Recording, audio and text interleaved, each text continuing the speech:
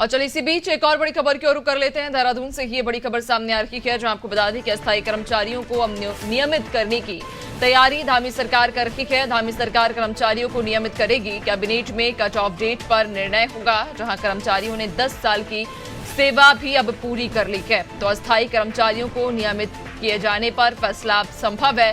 धामी सरकार अस्थायी कर्मचारियों को नियमित करने पर फैसला ले सकती है। कैबिनेट में कट ऑफ डेट पर निर्णय होगा, जहां कर्मचारियों ने अब 10 साल की सेवा भी अपनी पूरी कर ली है। तो अस्थायी कर्मचारियों के लिए ये एक बड़ी खबर है, जहां आपको बता दें कि धामी सरकार अब सभी अस्थायी कर्मचारियों को नियमित करने पर फैसला ले सकती है।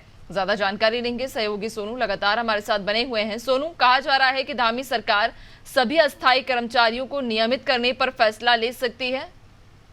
देखिए, ये उन सभी हजारों कर्मचारियों के लिए जो अस्थायी तौर पर सरकारी सेवाओं में कार्यरत हैं, ऐसे कर्मचारियों को इसका लाभ मिलेगा और उनके लिए बड़ी खबर हम इसको कह सकते हैं, राहत देने वाली खबर है। जो लंबे समय से मांग कर रहे हैं, जो संविदा के माध्यम से या उपनल के माध्यम से जिन लोगों ने सरकारी सेवाओं में अपनी सेवा देना शुरू किया था, 10 साल का समय जो है वो एक निर्धारित किया गया है। यानी सरकारी विभागों में 10 साल की सेवा जो पूरी कर चुके अस्थायी कर्मचारी हैं, उनको नियमित सरकार करने जा रही है। हालांकि अभी इसकी कट ऑफ डेट क्या होगी, इसका जो निर्णय है वो आगामी कैबिनेट की बैठक में लिया जाएगा। लेकिन सरकार ने कहीं ना कहीं ये ऐतिहासिक कदम उठाया है, एक ऐतिहासिक फैसला लिया है। लंबे समय से हम देखते आ रहे हैं कि कई बार जो इससे संबंधित जो संगठन है, उन्होंने कई बार अपने विरोध के स्वर भी मुखर किए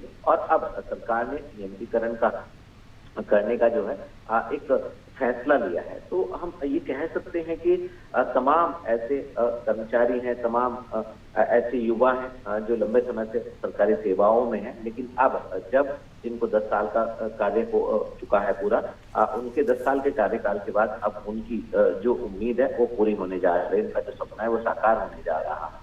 और सरकार लगातार युवाओं को सरकारी सेवाओं में अवसर देने के प्रयास करने के भी लगातार भरसक प्रयास कोशिशें कर रही हैं, क्योंकि जो भी युवा अलग अलग आयोगों के माध्यम से चयनित हो रहे हैं, चाहे वो उत्तराखंड अधीनस्थ सेवा चयन आयोग हो या लोक सेवा आयोग हो या विभागीय स्तर पर जिन युवाओं को चयनित किया जा रहा है, उनको स्वयं मुख्यमंत्री और संबंधित विभाग के मंत्री अलग अलग जगह पर अलग अलग समय पर नियुक्ति पत्र भी प्रदान कर रहे हैं। तो कहीं ना कहीं सरकार का साफ साफ उद्देश्य दिखाई दे रहा है कि कैसे ज्यादा से ज्यादा लोगों को सरकारी सेवाओं में अवसर दिया जा सके, चाहे वो इस प्रक्रिया के तहत हो या जो कार्य कर रहे हैं उनको कैसे स्थायी उनका नियमितीकरण किया जा सकता है। इस पर सरकार गंभीरता से कार्य कर रही है और उम्मीद की जा रही है कि जल्दी इस प्रक्रिया को पूरा कर लिया जाएगा। और जहां तक कट ऑफ डेट है, वो भी इसकी भी तस्वीर आगामी कैबिनेट की बैठक में पूरी तरह से साफ हो जाएगी।